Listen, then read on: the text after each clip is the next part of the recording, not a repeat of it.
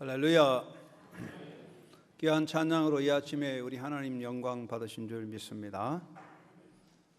5월의 기쁨과 생명력이 넘치는 날들을 주신 하나님께 감사합니다. 위로 부모님을 주시고 아래로 자녀를 주셔서 사랑하며 살 수 있는 가정을 주신 하나님을 찬양하면서 오늘 또 하나님의 현존 앞에 부름받아 예배한 여러분, 하나님 앞에서 영과 진리로 예배함으로 예배의 복과 예배를 통한 행복이 충만하시기 바랍니다. 사람은 누구나 이 땅에 살 동안에는 자기가 원하든지 원하지 않든 간에 정해진 테두리 안에서 삽니다. 이 테두리란 인생의 울타리나 또는 굴레라고 할 수가 있습니다. 긍정적인 면에서는 이 삶의 테두리는 울타리라고 할 수 있고, 부정적인 면에서 보면 이 삶의 테두리를 굴레라고 할 수가 있습니다. 긍정적인 면에서부터 인생의 테두리는 인생의 행복과 성공적인 삶을 위해서 반드시 있어야 할 조건입니다. 하나님은 우리의 행복을 위해서, 삶의 성취를 위해서 이러한 테두리를 주셨는데, 이것을 긍정적인 의미에서 볼 때는 양들이 편안히 쉬는 우리라고 할 수 있습니다. 우리 안에 양들은 안정과 쉼을 얻을 수 있습니다. 또는 새들이 둥우리 안에서 깨어나 자라게 되는 그런 의미를 가지고 있습니다. 부정적인 면에서 본다면 이 테두리는 고통과 고뇌를 주는 장벽, 굴레가 되는데, 이 굴레를 말한다면 닭장이나 새장, 더 나쁘게 말하면 창살 없는 감옥을 생각하게 되는 것입니다. 인생의 테두리라고 하는 것은 긍정적으로는 울타리가 되어서 안정과 보호와 평안을 주지만, 반대로는 굴레가 되어서 우리의 삶을 억압하거나 또 감금하거나 제한시킬 수가 있습니다. 이 테두리는 여러 가지 있지만 대표적인 것이 가정과 가족인 것입니다. 가족은 삶의 테두리입니다. 긍정적으로 볼 때 인생의 가정은 생명의 둥우리요 행복의 보금자리지만, 특수한 경우이지만 부정적인 면에서 보면 가정과 가족은 인생에서 보이지 않는 창살 없는 감옥이 되어 삶을 억압할 수가 있습니다. 우리 인생의 중요한 것은 가정과 가족을 떠날 수 없는데, 가정이 있고 가족이 있다는 자체가 행복은 아닙니다. 가정을 이루는 사람, 가족의 구성원 된 우리들이 그 가정을 행복의 보금자리, 생명의 둥우리로 만들기 위해서 모두들 노력해야 된다는 것입니다. 가정에 대한 이해는 여러 가지가 있습니다. 에디스 셰퍼라는 학자는 가정을 7가지로 정의했습니다. 첫째, 가정은 인간이 태어나서 성장하는 곳이다. 둘째, 가정은 가족들의 피난처요 보금자리다. 셋째, 가정은 사람에게 필요한 돈을 벌어 쓰는 것이다. 넷째, 가정은 문화를 창조하는 중심지다.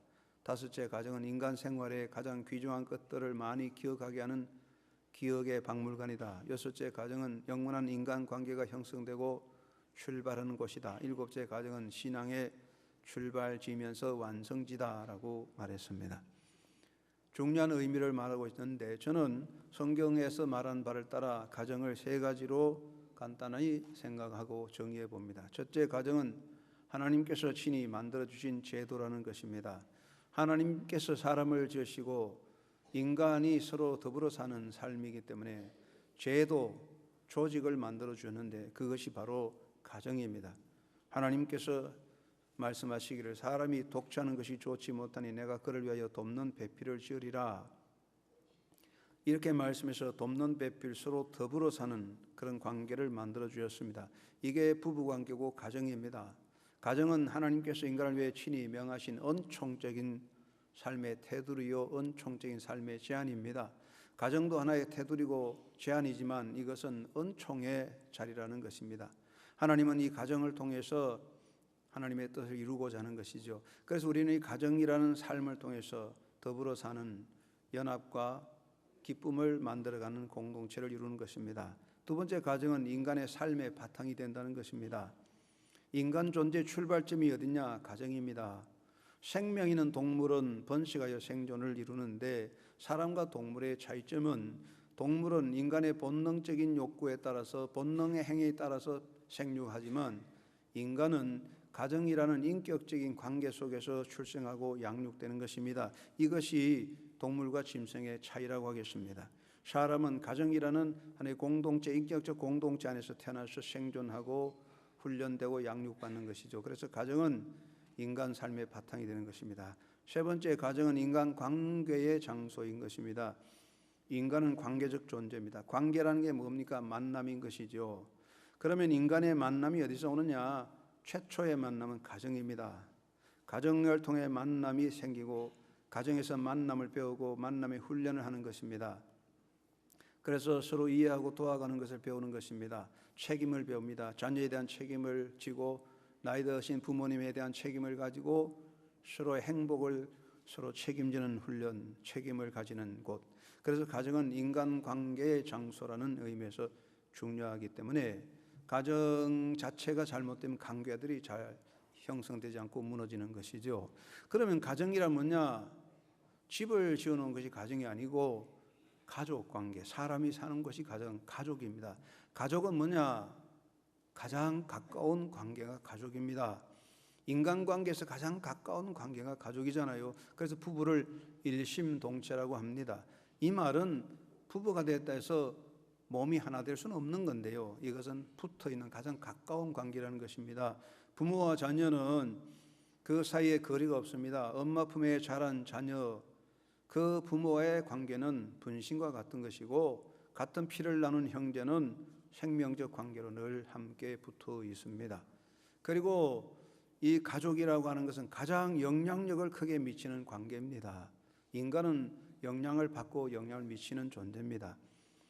우리 인간은 관계 속에서 서로 영향을 받는데 인간이 가장 큰 영향을 받는 곳이 가족입니다. 서로 사랑하면서 사랑을 배우고 서로 갈등하며 인생을 배우고 서로 다투면서 삶을 배우는 것이고 서로 경쟁하면서 생존력을 길러가는 것이지요. 이 가족 관계를 통해서 가장 영향력을 많이 받게 됩니다. 아버지를 싫어하는 아들도 아버지를 싫어하면서 아버지 닮아가고 어머니를 싫어하는 딸도 어머니를 싫어하면서 엄마를 닮아가는 거예요. 좋은 점이든 나쁜 점이든 영향력이 가장 미쳐지는 그런 장소가 가족 관계입니다. 그래서 좋은 영향을 미치도록 해야 되겠죠. 세 번째는 거역할 수 없는 힘이 작용하는 곳입니다. 우리 인생에서 가장 강력하게 우리 존재를 이끌어가는 힘에 작용하는 장소가 가족 관계입니다. 일반적인 인간관계는요, 본인의 의지에 의해서 거절하거나 바꿀 수 있습니다. 친구 관계도 바꿀 수 있고 내가 회사에 마음 안 들면 다른 회사로 옮기고 상하관계도 조정할 수가 있겠지요. 그러나 이 가족관계는 사람으로 인해서 조정이 안 됩니다. 한 번 부모는 영원한 부모고 한 번 형제는 영원한 형제입니다. 내가 원하지 않는다고 아버지를 바꿀 수 없고 내가 싫다고 형제관계를 바꿀 수 없어요. 사회법이라도 이것을 막을 수 없습니다. 그래서 내가 원하지 않는다 할지라도 가족관계 힘의 영향을 믿고 가족의 영향력에 우리가 끌려갑니다. 내가 마음으로 싫다고 해도 거역할 수 없는 힘에 의해서 움직여지는 것이 가정과 가족관계다. 그런 이야기입니다. 그렇기 때문에 하나님이 우리에게 가정을 주고 가족관계를 주셨다면 그것을 통해서 우리가 하나님 뜻을 잘 이루어가는 그런 올바른 신앙과 지혜를 얻어야 하는 것입니다. 우리가 다시 생각할 문제는 하나님께서 인간을 위해 가정을 만들고 가족관계를 주셨는데 이 인간의 삶의 가정과 가족이라고 하는 것이 긍정적으로는 삶의 울타리 둥물이요 또 보금자리지만 부정적으로 보면 이 가족관계, 이 가정이라는 것이 하나의 굴레가 되어서 삶을 저하시키고 행복을 막는 그런 요소도 될 수 있다는 것이기 때문에 이걸 잘 분석하고 알아야 되겠지요. 우리가 먼저 생각할 것은 우리 인간의 행복의 조건으로서의 가정이라는 것입니다. 가족과 가정은 행복을 위해 필수적인 것입니다. 있어도 되고 없어도 되는 게 아니고 꼭 필요합니다. 왜냐? 도움을 주고 받는 관계가 가정과 가족 관계입니다. 사랑하는 여러분, 인간은요 홀로 설 수가 없어요. 하나님께서 사람을 지으시고 돕는 배필, 헬퍼, 서로 돕는 관계를 만들어 주었기 때문에 인간은 서로 도우면서 사는데 순수한 도움, 순수하게 서로 도우며 도움받는 관계가 가정관계, 가족관계입니다. 부모는 어린아이를 양육하고 형이 동생을 도와줍니다. 정신적으로 도와주고 물질적인 도움을 주고 신체적인 도움과 신앙의 도움을 줍니다. 우리가 태어나서 부모의 도움 안 받고 어떻게 성장하겠습니까? 신앙의 도움을 받아야 되지 않습니까? 그리고 우리가 서로 도와주고 도움받는 겁니다. 우리는 서로 형제간에 위로하고 격려합니다.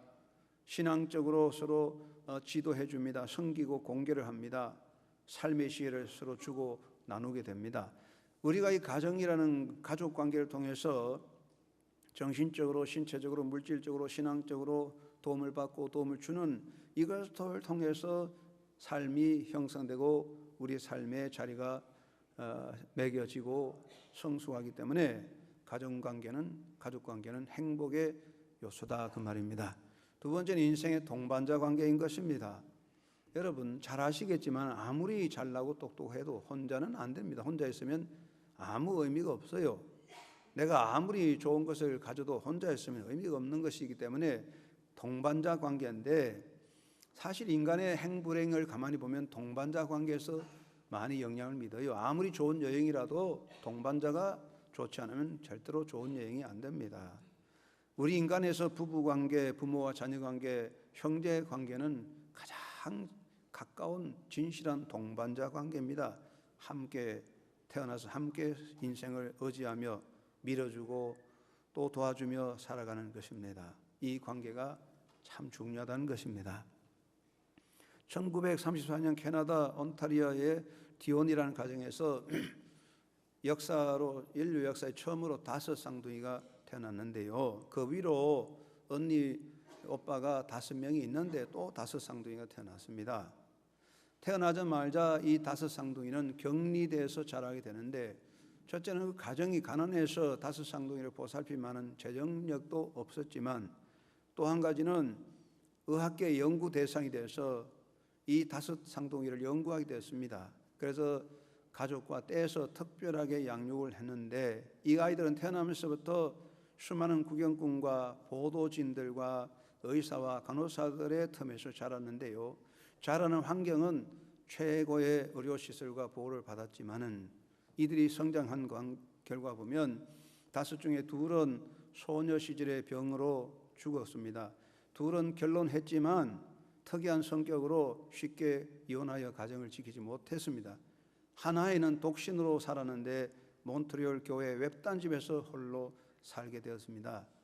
이들은 다 형제 부모 관계정을 가지지 못했고 나눔이란 걸 몰랐어요. 그래서 행복할 수 없었습니다. 이 뭐냐 하면 가정이라는 동반자 관계가 있어야 우리가 비로소 자기를 실현하고 든든히 설 수가 있다는 것이죠. 그래서 가족이 중요한 것이다 그 말입니다. 세 번째는 가족을 통해서 우리가 본을 받고 좋은 양육을 하는 것입니다. 사랑하는 여러분, 우리가 태어나서부터 다 아는 거 아닙니다. 우리는 살아가면서 사람이 사는 법을 배우고 사랑하는 방법도 배우고 나누는 법도 배우고 인생의 지효도 배우고 삶의 요령도 배우는 겁니다.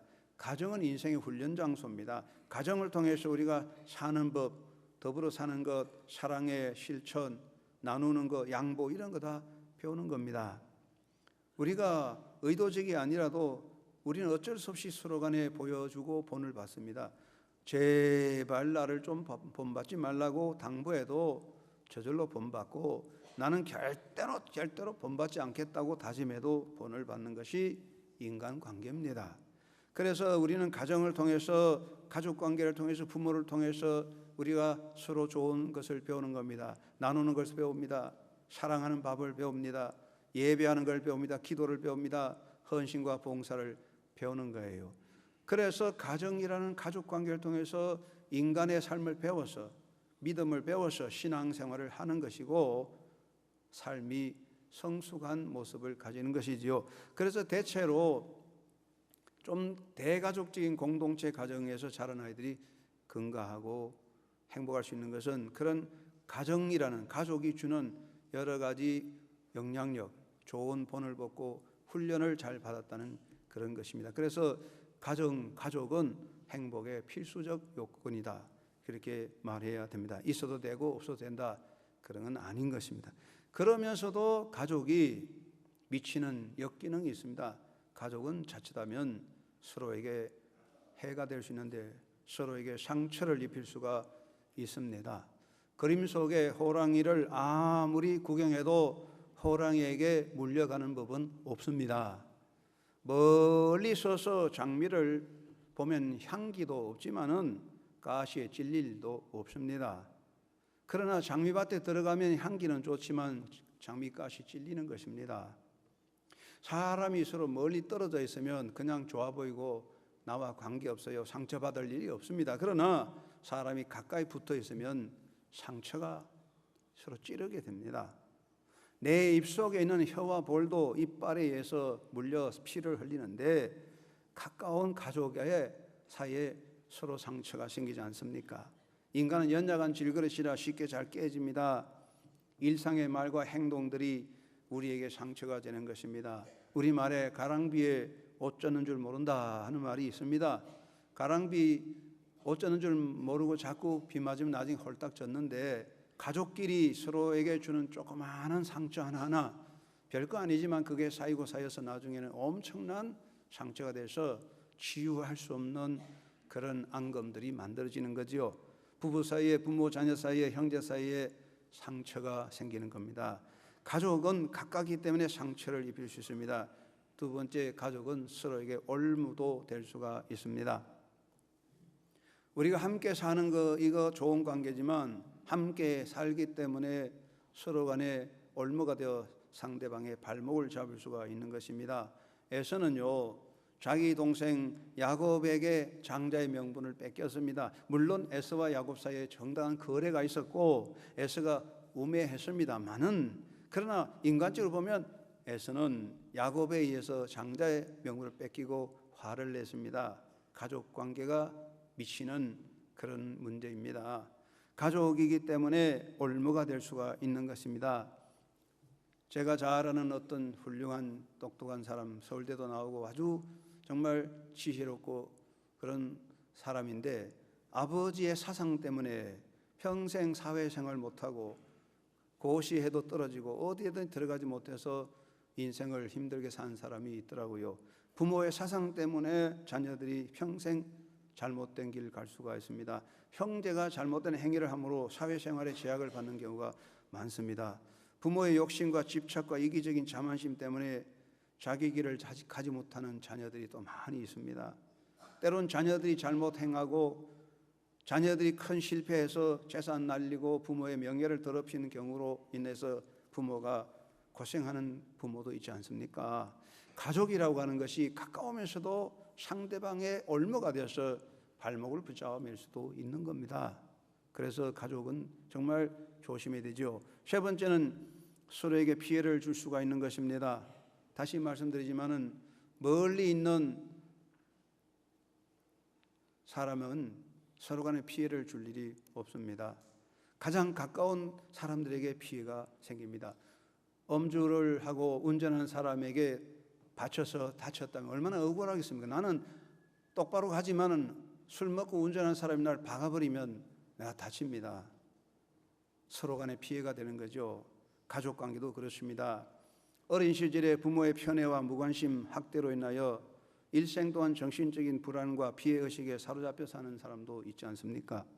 어린 시절에 부부간에 계속 싸우고 가정의 불화와 가족 간의 반목과 이런 문제로 성년이 되어도 인간관계를 잘 이루지 못하는 그런 정신적인 불안한 사람도 많이 있습니다. 이게 바로 가족이 서로 미치는 피해라는 것이죠. 가족은 가까이 있기 때문에 서로 바꾸어 놓을 수 없기 때문에, 마음에 안 든다고 바꿀 수도 없기 때문에 이러한 엄청난 피해를 입을 수가 있단 말입니다. 한 사람의 무책임하고 방종적인 행위가 여러 사람에게 피해를 줄 수 있는 것입니다. 그래서 우리는 이 가정을 정말 하나님 뜻 안에 잘 가꾸는 그런 믿음의 삶이 되어야 할 것입니다. 동양에서 인간의 도덕 체계를 세운 대표적인 사람이 공자 아니겠습니까? 공자의 가르침에 천하에 사람들이 이루어야 할 달도 5가지, 반드시 인간이 지켜야 할 5가지 도가 뭐냐? 별거 아닙니다. 부부애도, 부부지도, 부자지도, 그 다음에 형제지도, 부모지도, 군신지도입니다. 단순하게 말했어요. 공자는 현실적인 사람이잖아요. 부부 간의 도리를 잘하라. 부모 자식 간의 도리를 잘해라. 형제 도리를 잘해라. 친구 간의 사회 도리를 잘해라. 군신, 왕과 신하의 관계, 상하관계를 잘해라. 이게 인간이 지킬 기본 도리라고 그랬는데, 공자가 말한 이 5가지 달도 중에 3가지가 뭡니까? 가정, 가족 관계입니다. 부부 관계, 부모 자녀 관계, 형제 관계, 가정입니다. 가족. 공자는 5가지 인간의 도리 중에 3가지가 가족이라고 그랬어요. 그러니 그만큼 가족 관계가 중요하다 그 말씀이죠. 그래서 가정과 가족을 바로 하는 것이 하나님의 뜻을 이루고 사회가 든든히 서는 것이다. 그리고 우리가 하나님께 영광을 돌릴 수 있는 것이고 행복할 수 있는 것이 주님이 주신 아름다운 가정과 가족을 잘 이루는 것입니다. 여러분 주 안에서 행복한 가정 만들고 가꾸는 믿음의 삶이 되기를 주의 이름으로 축원합니다. 그래서 우리가 명심할 것 많은데, 첫째는 가까이 있을 동안에 서로 조심하자 하는 말입니다. 한번 따라하겠습니다. 가까이 있을 동안에 서로 조심하자.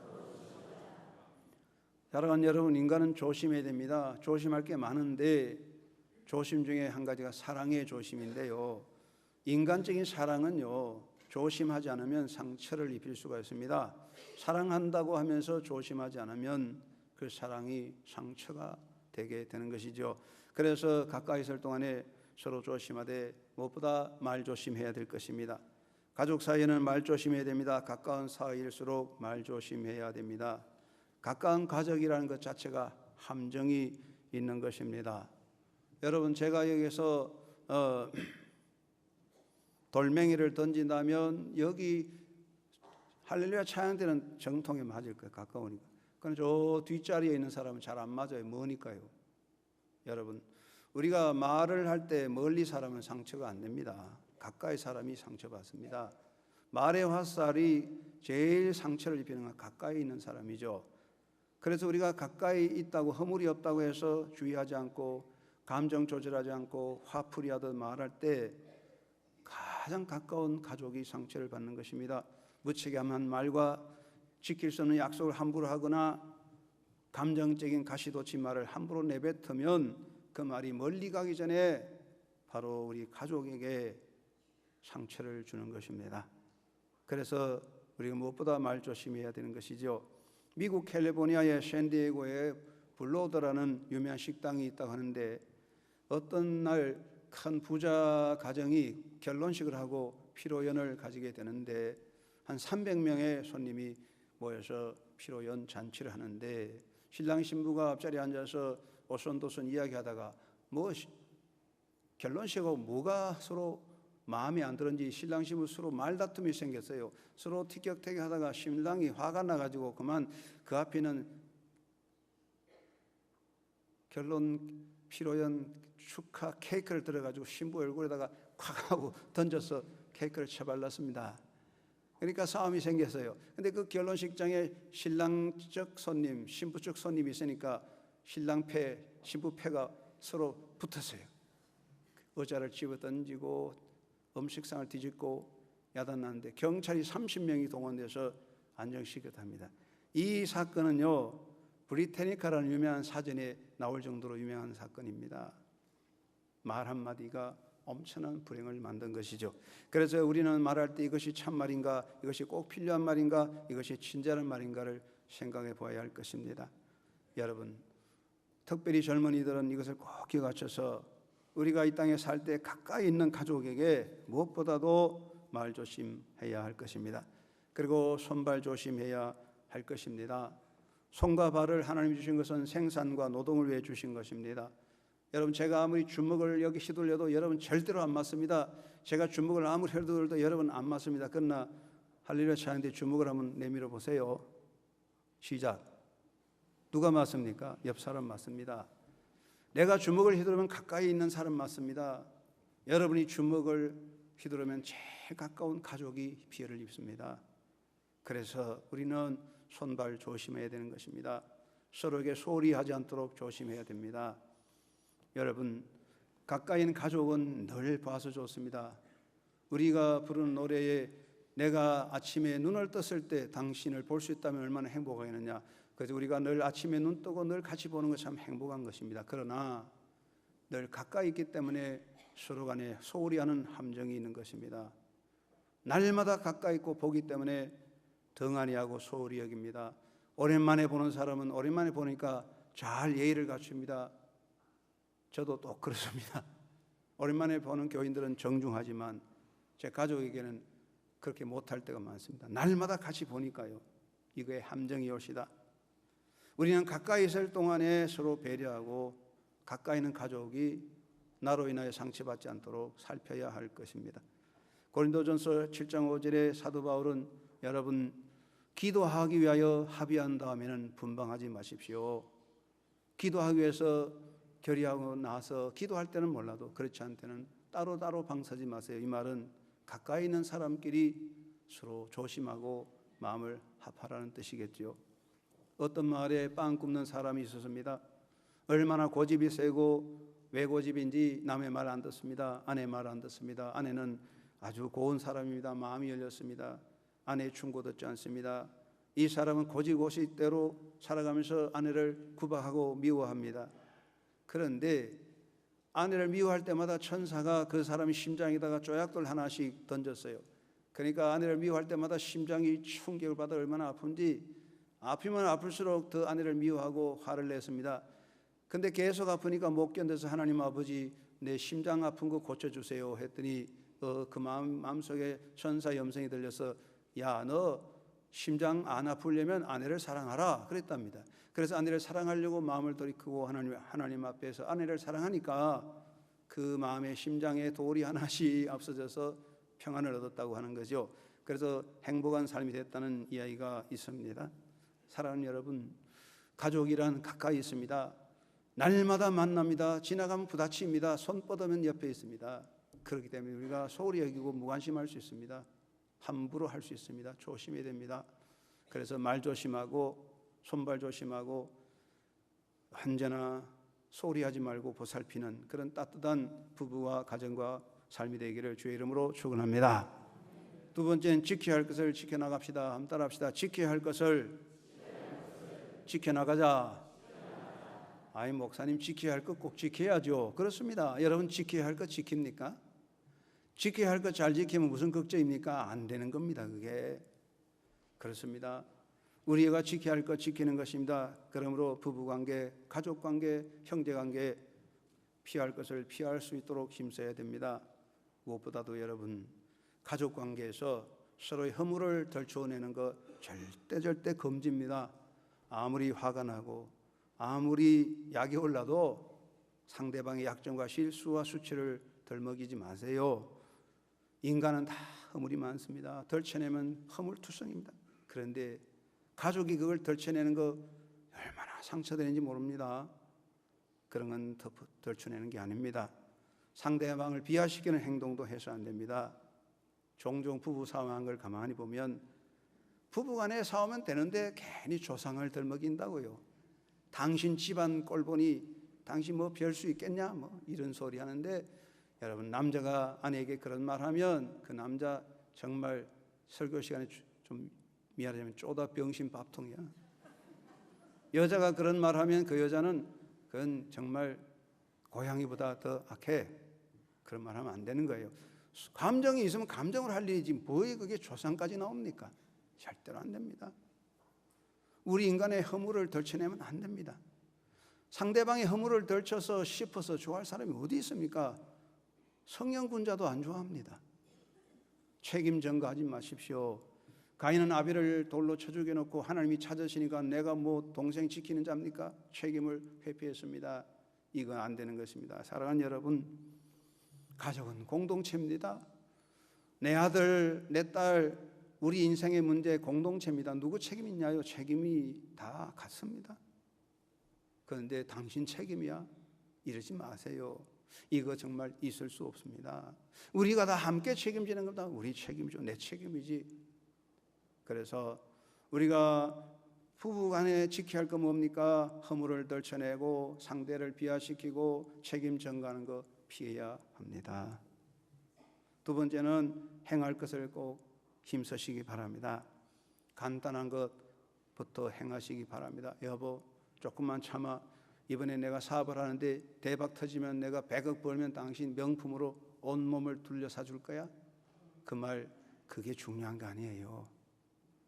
우리가 하루하루 삶 속에 지킬 것 지키는 겁니다. 좋은 날을 기념하고 칭찬하는 것입니다. 생일 잘 챙기고 결혼 기념일도 챙겨야 할 것입니다. 저도 멍청한 남편이라서 그런 거 몰랐는데 미국 가서 목회하면서 이 결혼 기념일 챙기는 걸 배웠어요. 그래가지고 제가 우리 한영교회 성도들에게 결혼 기념일 카드를 다 보내주는데 어떤 분 그럽니다. 목사님, 제가요 30년 살아도 결혼 기념일 카드 처음 받았어요. 그 사람 그 소리 들으면 그 남편 보고 하는 소리입니다. 우리가 이거 서로 그렇게 해서 안 됩니다. 가까운 사람끼리 서로 챙기고 가꿔야 됩니다. 그리고 이해하도록 해야 됩니다. 그럴 수 있겠지. 이게 참 좋은 말입니다. 왜 그래? 당신 그럴 수 있어. 그러지 말고 뭐 그럴 수 있겠다. 우리가 아들이 잘못하고 며느리가 잘못하고 사위가 잘못하고 남편이 잘못하고 아내가 잘못해도 사람이니 그럴 수 있지. 그러면 됩니다. 그거 꼬지 마세요. 절대로. 우리가 마음에 행복을 얻을 수 없습니다. 좋은 말 많이 하십시다. 제가 늘 말하지만 미고 사축 미안해요, 고마워요, 사랑해요, 축복해요. 이 말 쉬운 말입니다. 한번 해봅시다. 미안해요, 고마워요, 사랑해요, 축복해요. 누구나 할 수가 있습니다. 미국 네브라스카 주립대학의 슈티네트 교수는 현대 미국 가정 문제를 분석하면서 건강한 가정이 가지고 있는 6가지 공통점을 발표했는데, 첫째는 서로 감사하는 가족이었다. 둘째는 서로 희생하며 보살폈다. 셋째는 항상 교제하는 가정이었다. 넷째는 함께 식사하며 나누는 시간이 많았다. 다섯 번째는 정신적으로 낙관적이고 긍정적이며 다른 사람을 돌보는 봉사적인 신이 있었다. 여섯 번째는 모든 고난을 극복하는 극복의 힘이 있었다. 이거 가지고 불행할 사람은 또 있겠습니까? 그렇습니다. 우리가 서로 감사하고 서로를 희생으로 보살피고 서로 사랑하고 교제하고 함께 식사하고 함께 나누면서 정신적인 건강과 믿음의 정신을 가지면 될 수 있는 것 같습니다. 여러분, 지켜야 할 것 간단한 것 지켜갑시다. 너무 큰 목표 세우지 마시고 간단한 것 잘 지켜서 작은 것을 통한 행복이 충만하시기를 주의 이름으로 축원합니다. 세 번째는 공동의 행복을 위해 노력하자. 한번 따라합시다. 공동의 행복을 위해 노력하자. 여러분, 행복은 공동체적인 것이지 나의 개인적인 건 아닙니다. 갈라디아 6장 2절 말씀에 사도 바울이 너희가 짐을 서로 지라 그리하여 그리스도의 법을 성취하라고 권고하고 있습니다. 짐을 서로 지면 가벼워지는 겁니다. 여러분, 내가 짐을 남에게 떠맡기면 얼마나 무겁겠습니까? 우리가 서로 짐을 떠맡기면 서로 원수가 될 수도 있습니다. 다 같이 밭을 일구고 잡초를 제거하고 씨를 뿌리고 나무를 심어 화원을 만들어가면 우리가 꽃밭을 만들 수 있습니다. 부부간에 불화가 생기고 이것저것 갈등이 생겼는데 딸이 떠르륵 친정집에 달려갔어요. 어머니에게 엄마 속상해 못 살겠어. 어머니가 딸에게 얘야 그래도 참아야 지나간 잘못을 자백하고 수고를 분담해라. 그러면 행복하다 가르쳐 주었습니다. 딸이 엄마 말 듣고 집에 돌아왔습니다. 남편이 오도록 기다렸는데 남편이 저녁에 왔습니다. 여보, 자기 나 과거에 잘못한 거 마음 아프게 생각하지 용서해. 안 그럴게. 이제부터는 수고를 분담해. 알았지? 이제부터 아기 목욕시킬 때 상반신은 내가 씻을 테니 하반신은 당신이 시켜. 알았지? 그랬답니다. 우리가요 서로 짐을 져야 돼. 내 짐을 내가 지고 그렇게 살아야 되는 겁니다. 그래서 수고하는 자가 되는 사람에게 복이 있어요. 우리 가정의 수고는 아내의 수고로 되는 것이고 가정의 행복은 아내의 수고로 되는 거 아니겠습니까? 수고하는 자가 되어야 합니다. 그래서 심는 수고를 열심히 합시다. 한번 따라해 보시기 바랍니다. 심는 수고는 내가 할 테니 거두는 영광은 당신이 가지시오. 우리 마음으로 그렇게 되면 정말 행복할 수 있어요. 별거 아닙니다. 그래서 심는 수고는 내 몫이야. 이건 내 몫이고 영광은 당신이 가져. 그러면 모두가 행복할 수 있는 것입니다. 모쪼록 공동체적인 행복을 위해 노력합시다. 네 번째는 가족이라도 개성적 존재임을 명심해야 되는 것입니다. 여러분, 가정이라도 가족이라도 다 개성적인 존재입니다. 부부가 하나라고 해서 아내는 내 것이 아니고 남편도 내 것이 아니고 자식도 내 것이 아닙니다. 나는 나고 아내는 아내고 자식은 자식인데 때로는 한 발자국 물러나야 됩니다. 가족이라고 해서 너무 깊이 개입해서는 안 됩니다. 내 자식이라고 해서 시시콜콜 다 캐고 파고들면 그 자식 속박하고 자녀 불행하게 하는 것이며 나 또한 불행한 것입니다. 남편이라고 해서 한 발자국 물러섭시다. 시시콜콜 개입하면 상대방을 억압하고 치매를 주고 나도 상처받는 것입니다. 칼릴 지브라는 이런 말을 했습니다. 서로 사랑하라. 그러나 사랑을 속박하지 말라. 사랑을 당신의 두 영혼의 해변 사이에서 움직이는 바다가 되게 하라. 그리고 함께 서 있지만 너무 가까이 있지는 마라. 왜냐고? 성전의 기둥들은 서로 떨어져 서 있고 참나무와 샴나무는 서로의 그늘에서는 자라지 못하니까 라고 말했습니다. 우리가 가족이지만 개성적인 것을 인정하고 서로의 삶을 인정해 줘야 합니다. 그게 너무 들어가서 상대방을 파헤치면 모두 불행해지는 것이죠. 행복을 위해서 노력해야 됩니다. 가장 나쁜 게 뭐겠습니까? 나만 좋으면 그만이지, 내가 배부르면 그만이지. 이거는 절대로 가족관계에서 있어서는 안 될 겁니다. 그런 사람 없겠지만은 항상 우리 모두가 함께 행복할 수 있도록 노력하는 것입니다. 가까이 있기 때문에 더욱 아끼고 가꾸어야 할 것입니다.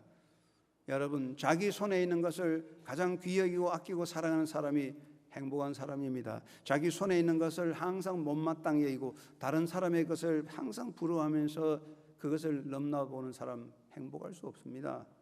자기 가족, 자기 식구가 가장 귀중히 여긴 줄 알고 아끼고 사랑하시기 바랍니다.